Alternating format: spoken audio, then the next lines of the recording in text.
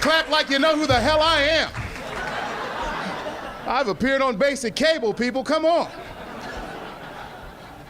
I should warn you that I am less a comedian and more a philosopher. I believe certain things about life. I'm going to share them with you. I believe if you find something in life that you love to do, you should do it all the time. I love to stereotype people.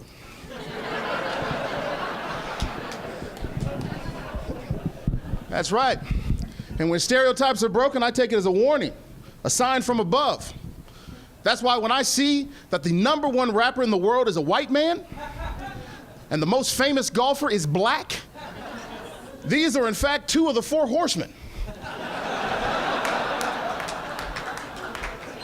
I am here to let you know if I see a Jewish power forward and a Korean NASCAR driver, I'm gonna get right with God.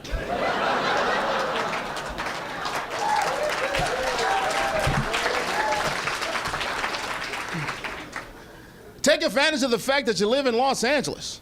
I love it. This is new for me. I'm originally from Ohio. I came out here, I went over a friend's house. They're Latin. The folks are old school Latin Catholic. It was his family home.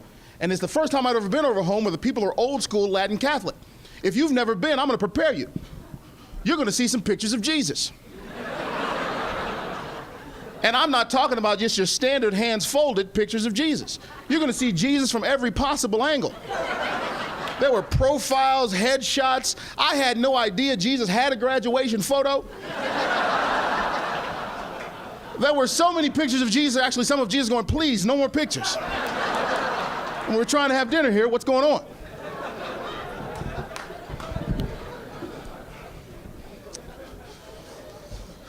Don't let them make the world more ridiculous than it is. People are in an uproar over the silliest things. I can't believe people are upset because gay people want to get married. You know, if gay people want to be miserable, let them be miserable. You know? I mean, you defeated the whole purpose of being gay as far as I'm concerned, you know. You know? See, I'm married, I know. I mean, I thought about being gay. I'm like, well, at least I wouldn't have to put up with her.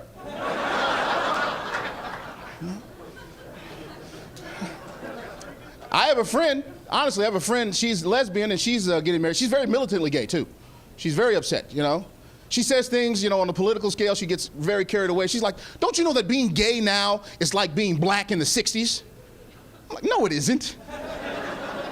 Let me tell you something, there is nothing harder than being gay. Let me put it out there. All right. You might have thought I was gonna say black, but let me say something.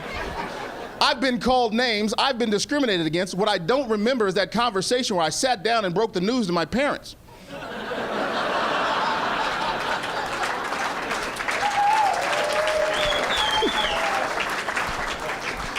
Mom, Dad, I don't know how to tell you this.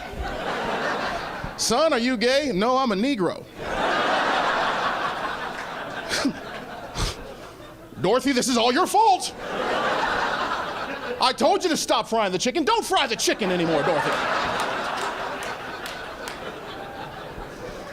Son, are you sure it's not a phase? Have you even tried being Caucasian? I thought about it, I could be wrong. Maybe being gay and black is exactly the same because I would be the last person to know, you know? Maybe I'm at a party with all my friends, I leave, they take that opportunity to start talking behind my back.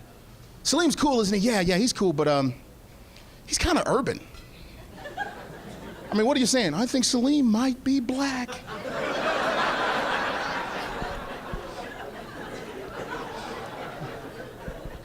I know it's not unusual for black comedians to talk about their skin color. I try to talk about things that are real and have actually happened to me. And I will tell you the truth. I remember when I first learned my skin color made a difference. This is a true story. When I was 9 years old, my family relocated to an all-white neighborhood. One time, all the kids on the block were playing hide and seek, and they wouldn't let me play. They said I was so dark it would be cheating. What can you do? I was hurt. I was 9. I remember running home, tears streaming down my face. I was so upset. I ran up the stairs to our apartment. The only person on the stairwell that day was our neighbor, Mr. Stevens. Mr. Stevens was a senior citizen. He was blind from birth. He lived in the apartment next door to us. He heard me crying and asked what was wrong. I told him I hate being different. I wish I was like everybody else. And I remember to this day what he said to me. Son, there's nothing wrong with being different. I'm different. And it doesn't matter if you're short or tall, fat or skinny. as long as you're not black. You can do anything. Yeah. Mr. Stevens, man. Yeah. And I didn't have the heart to tell Mr. Stevens that he was black.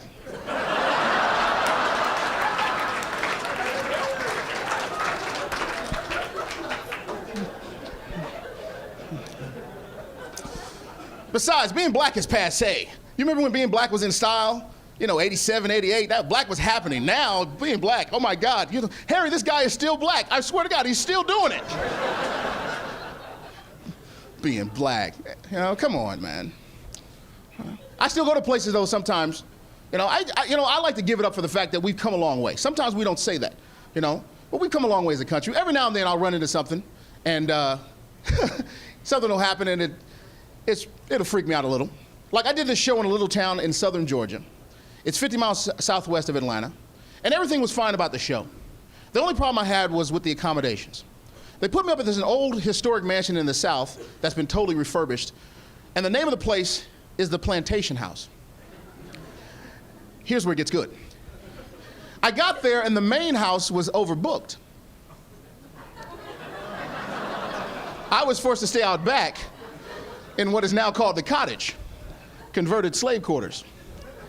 And if you get a chance to visit, please do. It's a very beautiful place. It's very lovely, very authentic. They wouldn't let me check out. I actually had to run away. Was that good?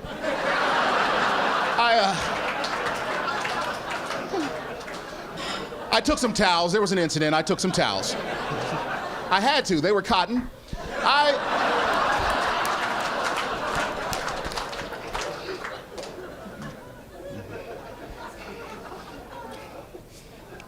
I mentioned I was married earlier, man, you know, and women get upset at me specifically because I am married, but I don't wear the ring. I don't know if you can see that, but I don't wear the ring. And I want you to understand that, first of all, I don't need a ring to tell me that I'm married.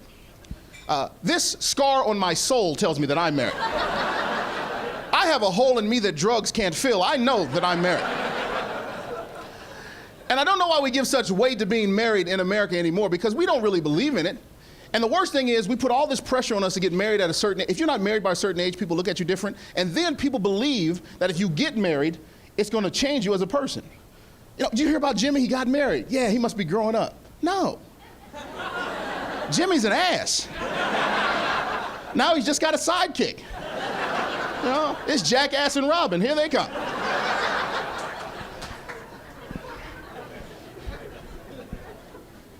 And why? Because we get so wrapped up on the wedding day that we actually believe that that's the marriage. And people don't understand that marriage is hard work, man.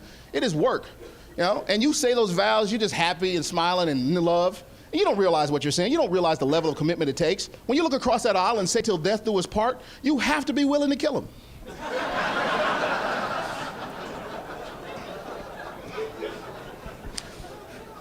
Before I get out of here, because I've mentioned her in the show, I want you to know that my wife is white. I tell you this not because I care what you think. I don't give a damn what you think. I tell you this simply because I will talk about my wife on stage or in a social setting, then I'll meet people later with her, and they're like, well, it's cool, but you should have told us. Nobody talks about it. You know, you don't sit around and go, you know what my white wife said the other day? Oh, my white wife has one of those, too. Hey, let's take my cracker wife's car because she's not...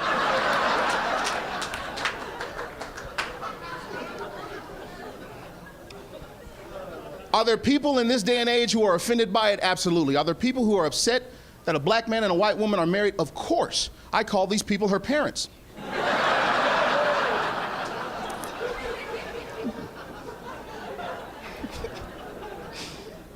People, when they get the audacity, they screw up the courage, they ask me, is it different? Is the sex, is it different? Come on, grow up. You know, you can't base your relationship on some sort of silly sexual fetish. You can throw it in every now and then. I mean, oh, Miss Missy, we's in trouble, but never, oh, Lordy Lord. No, but it's not a long-term thing.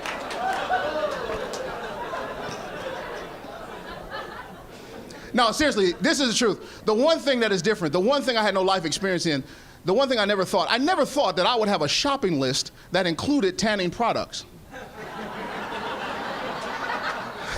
And my favorite part of this is the look on the cashier's face when I put tanning accelerator on the belt. And she's like, sir, don't you think you've had enough? Good night, improv.